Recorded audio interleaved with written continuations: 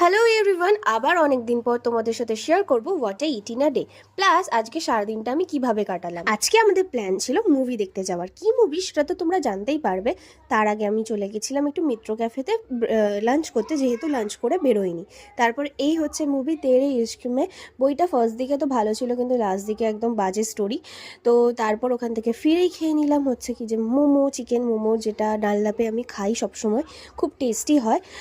তোমরা যদি চাও তাহলে আমি তোমাদের সাথে এই লোকেশনটা আমি শেয়ার করে দিতে পারি। যেহেতু ভারী লাঞ্চ করিনি, ওই জন্য একটু বেশ খিদেই পাচ্ছিল, তাই ভাবলাম যে বেশি অয়েলি কিছু না খেয়ে একটু হেলদি কিছু খাওয়া যাক, তাই জন্য অর্ডার করে নিয়েছিলাম সুইটকর্ন। অনেক লোকেশনে সুইটকর্ন আমি খেয়েছি, কিন্তু এই সুইটকর্নটা আমার সব থেকে বেস্ট লাগে।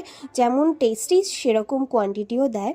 এই হচ্ছে তাদের মেনু, তোমরা দেখে নিতে পারো। 30 রুপিস, 40 রুপিসের লার্জ। আমি তো দুবারই গেছি, দুবারই ট্রাই করেছিলাম চটপাটা মশালা সুইটকর্ন। বাট বাটার সুইটকর্নটা আমি কখনো ট্রাই করার সাহস পাইনি, কারণ সেখানে শুধু বাটার আর গোলমরিচ থাকে, তাই আমি ট্রাই করিনি। তো আমি চটপাটা মশালাটাই ট্রাই করেছি, সত্যি খুব ভালো খেতে।